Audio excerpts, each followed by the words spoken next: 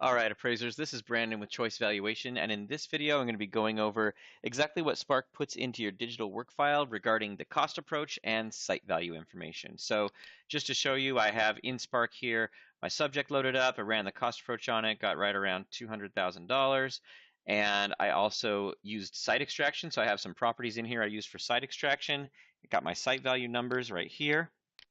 And I did that for 6 properties, I believe. And now I load all that information into my report, and essentially that's what we're going to be showing you here. So first thing is, when I load that in, this is what Spark is going to actually load into your cost approach in your report. So I've got the comment here regarding site value information. I've got this comment regarding the cost approach, regarding, things like the local multiplier, the quality rating, what exactly that quality rating means, and then of course all the numbers loaded in as well. So now let's go ahead and get into what we actually care about for this particular video, which is the digital work file. So right here, I click at the top where it says work file. And now let's go look at cost data. So it's this PDF right here called Cost Data Report. So essentially what you have at first is this section right here, which is essentially a replica of what exactly Spark loaded into your cost approach in your actual report. And then down here we have the actual cost estimate details. So I've got each and every piece of information I entered into Spark regarding my subject so that I could get dwelling cost data for it, and also my depreciation information that I entered in. And then here you can see we have the results from dwelling costs. So based on all this information regarding the dwelling, this is what dwelling costs put in. If I had had a basement, there'd be basement details in here. I've got the attached garage information and the results over here for that. I would also have detached or built-in garage information if I had chosen that. And then here I've got both a deck and a covered patio or porch, and then also you can include an enclosed patio or an enclosed porch, and also a swimming pool. I just didn't happen to have that for this particular property. Okay, so that's essentially it. That's everything you need in order to go back and replicate everything. If you had to go back in 2 years down the road and show someone exactly how you got all the information into your cost approach and how you calculated everything.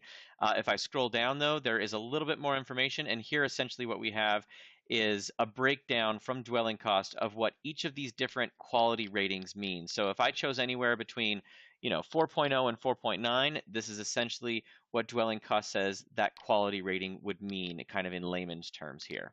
So that is that. And then we also have the exact same information for patios, porches, covered patios and porches, enclosed patio porches, and swimming pools. That's all right here. Okay, so now let's move on to the site value report. So I'm going to click that. Now here we have first my final opinion of site value that I chose within Spark.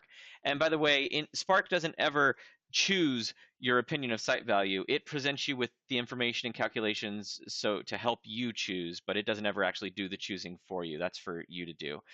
So we have the comment in here that Spark loaded into your report regarding the site value information.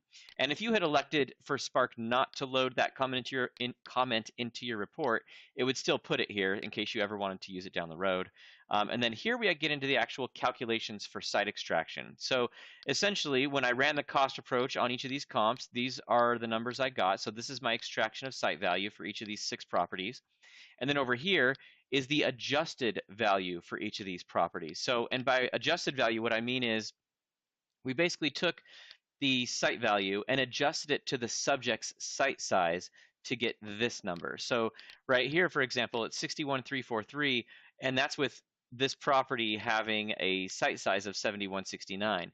Now, my subject has a site size slightly larger at 7759, which is, I don't know, maybe 7 or 8% larger. So what we did is we run the calculations on the difference and we come up with the adjusted site value. Basically, all you do is you take this number divided by your site size, it gives you the price per square foot, and then you just multiply this price per square foot by your subject site size, which in this case is 7759, and that gets us this number right here. So that's how that works. And then we also get the average of these 6 numbers, the median of these 6 numbers, and then lastly, we actually run regression on these 6 numbers, a simple regression. And then what we do with that is we plug in the subject site size into that trend line and that gives us this number right here. And by the way, all this is down here. It even has the actual regression equation for the slope of the trend line. So you can go in, essentially X is where you plug in your subject site size. So you plug that into there and you would get this number right here. And then we also do the exact same thing for the adjusted site values. We give you the average, the median, and then the simple regression for those 6 numbers as well.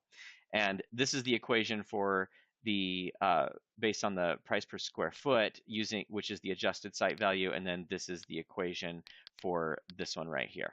Okay, so then lastly we have allocation, and allocation is pretty straightforward. Basically, you got the sale price of those 6 properties, the allocation percent, which in this case Spark got the allocation using assessor information. So it takes the land value from the assessor divided by the fully improved value from the assessor, and that gives you your allocation percent. Now, you shouldn't ever get your site value from the assessor, but you can get your allocation percent from the assessor. And in Spark, we also allow you to type in your own allocation percent. If you don't want to use what your assessor has, you can type in whatever you want and use that here as well. So then we got the site values from that allocation percent and the adjusted site values. And again, it has average, median, and regression for all of those.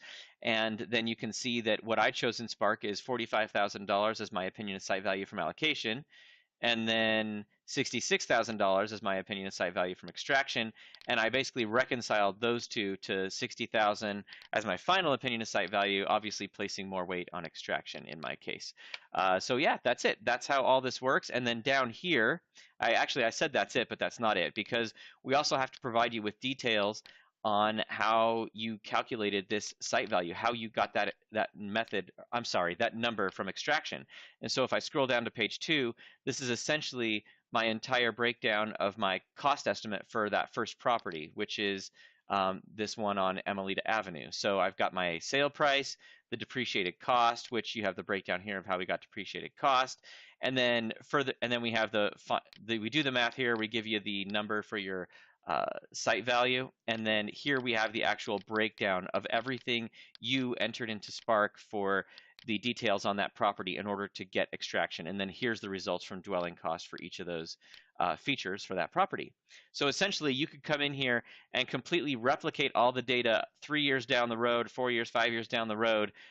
You have the results here, you've got the data, so you can go in and replicate extraction and allocation on your own if you ever wanted to. So anyways, that's it. That's how it works. That's everything that Spark loads into your digital work file. And thanks everybody for watching.